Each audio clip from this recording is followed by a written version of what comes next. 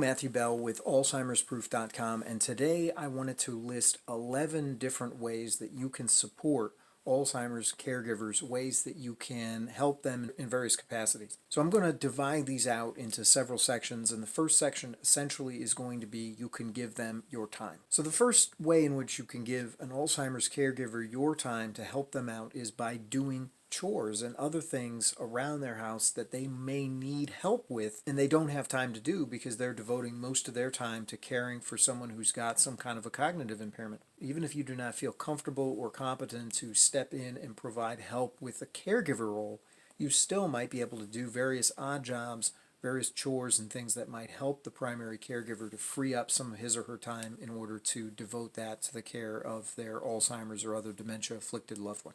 A second way that you can provide your time would be to actually step in and offer caregiver support. Now, this may not be and probably won't be a full-time donation of your time. You might just step in while the person is napping, perhaps, in order to just watch, be a presence in the house in case some emergency arises, and just give the primary caretaker a little bit of relief. So the second way that you can provide some of your time to help a loved one or to help somebody who's caring for a loved one with Alzheimer's disease is just to provide some presence in the home. So for example, while the person with dementia may be napping or taking a brief rest, you might be able to come in and give a break to the primary caretaker. A third way would be related to that, but would be a little bit more expansive. There are respite programs, and respite care is essentially a place where the primary caretaker might bring their Alzheimer's afflicted loved one in order for the respite care people to give them a more substantial break. Now, this isn't going to be over the course of weeks or months, but it might be for a few hours, a few days, a weekend, something like that. Usually the respite care is designed to give the primary caretaker a vacation to enable them to maybe take care of some business, whether it's personal business or from their place of work, whatever it might be. So you might be able to help with time in terms of providing that actually for respite care programs where you might give your time to work at someplace like an adult daycare, a respite care center. A fourth way that you might be able to give time is in terms of transportation.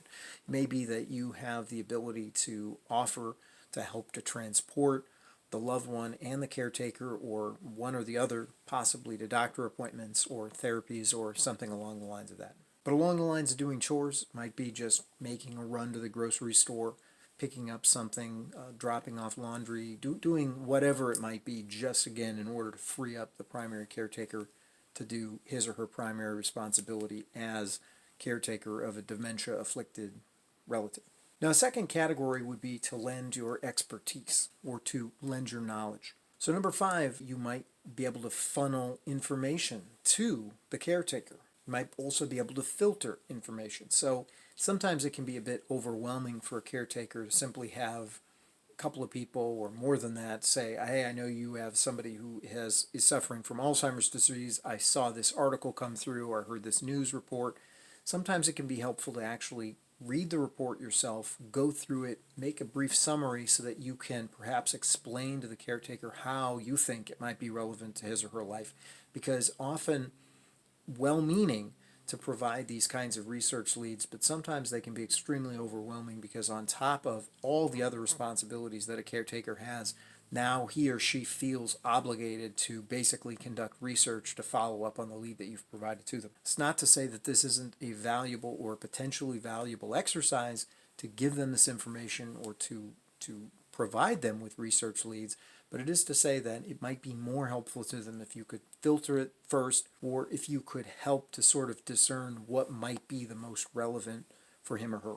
So a follow-up to that might be, we'll say this is number 6, if you know or can ask the caretaker, what research can I do on your behalf? Is there something that you need to find out more information about? That information might be learning about nursing homes. It might be information about different kinds of care, respite care, as we just talked about hospice, maybe the difference between custodial and skilled care. How does a long-term care policy claim get initiated? How does a Medicaid application proceed? Different price points for assisted living and nursing homes in your area. Possibly even researching different funding options, and we'll get to that in just 1 minute. Now, a 7th possibility is that you yourself may have previously been a caretaker for somebody with Alzheimer's, Here I'm thinking there's a number of different internet sites and different groups, for example, the Facebook group Memory People, but also Purple Sherpas, which is an interesting name. They name themselves after a Himalayan tribe that apparently are excellent mountaineers. And so the idea is these Sherpas essentially sort of are trailblazers, and they leave little helps to people who might follow behind. Perhaps it's water or supplies to somebody who might be climbing the mountain after them. But obviously, in this case, this is a metaphor for a person who has had to figure out some of the caregiving ins and outs of taking care of a person with Alzheimer's or some other kind of cognitive impairment. People who have gone before can be extraordinarily helpful because in many cases they had to figure a lot of things out on their own. They may have made many mistakes. So, for instance, caring for my dad, I know there were a lot of things that I had no idea about previously. That is, in fact, one of the motivating factors behind this entire project of Alzheimer's Proof is to try to encapsulate or to summarize some of the information that I learned in virtue of that procedure and in virtue of those experiences, and to try and share that with people who might benefit from that information. But we mentioned funding options. So when you think about the third different category, so we talked about giving time, lending expertise, and then the third thing is going to be donating money in a more straightforward way.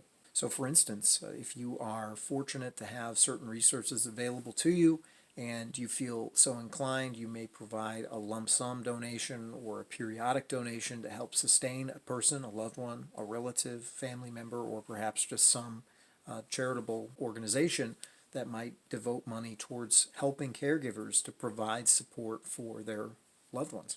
Number 9, I'll say also here, remember that if you have a loved one or somebody you know is struggling, you might also remember them in your will, you might remember them in a life insurance policy, in your trust.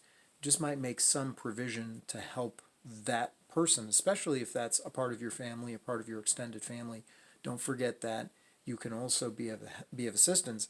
And even if the person has died, the reality is that the financial hit that the family may have taken in order to provide care for that person, they may still benefit from some sort of donation or some sort of monetary assistance because it might help to restore them to the place that they were at or something close to it prior to them having to pay for long-term care. Long-term care is extraordinarily expensive. I have done other videos that just concentrate on that, but bear in mind that if you do have the means and the inclination, there are a number of ways that you can be of assistance. So the next item would basically be, even if you don't have resources yourself, along the lines of performing research, you could help to facilitate for your loved one or for your friend or for your relative. You could help them to set up some kind of a thing like a GoFundMe page, something where they might be able to get financial assistance, even if you yourself can't provide it. It might be a function of some of the research that I was talking about previously. Now, there are any number of different possibilities here. One, again, would just be a GoFundMe page, but there are also potentially grant monies that are available. In another video where I deal with 10 different free resources, there is a video called Benefits Checkup, and that is a website that helps you to survey, based upon information that you provide, whether or not there are assistance programs that might be available to you or to your loved one. So please, I'll put a link in the description, but check out that video, 10 free Alzheimer's resources, and I get more in-depth into that. But the final category, besides giving time, besides giving expertise, besides giving money, would simply be to provide emotional or other kinds of support. So here we would just say, just be there for the caretaker. Possibly check in periodically with a phone call. It might be appropriate to just drop in to visit. You don't want to agitate or to disrupt the home environment, but at the same time, caregivers can often feel isolated. They can feel like they're cut off from their social network. And in some cases, caretakers that I have talked with have felt shunned. They felt as if previous friends are avoiding them, whether it be because of an ignorance perhaps about what Alzheimer's involves, or a misguided fear perhaps that it's contagious. I don't know. But many people have really expressed the idea that they feel that caring for their loved one has left them isolated and alone. So you can be a major support for caretakers simply by reaching out and acknowledging them telling them that you are thinking about them. And again, some of these other aspects of giving time, giving expertise, giving money can follow from that. But one of the most basic things that you can do is simply to reach out and to attempt to talk to a person who's a caretaker and let them know that they're not alone. And the final thing, which I'll say is going to be my tip number 11, which is speaking directly to caretakers now. Don't be afraid to ask for help. Don't be afraid to ask other relatives, perhaps. Don't be afraid to make a phone call to a nursing home. Don't be afraid to call an elder care attorney. Many attorneys, if you have a specific question, they will answer it for free. I can't speak for every attorney. Obviously, to give you legal advice is going to be a complex process that is going to require some sort of an official engagement. They're not going to want to give you specific legal advice without entering into some agreement with you. But in many cases, a simple question or a not so simple question, as long as you can articulate it clearly, you might be able to get an answer fairly easily. And you never know how many different things might be available to you if you simply look. There are a number of resources. I am in the process of compiling walkthroughs of various websites and various other resources that can be of great assistance to people who are first starting out or who may be in the process of caring for a loved one.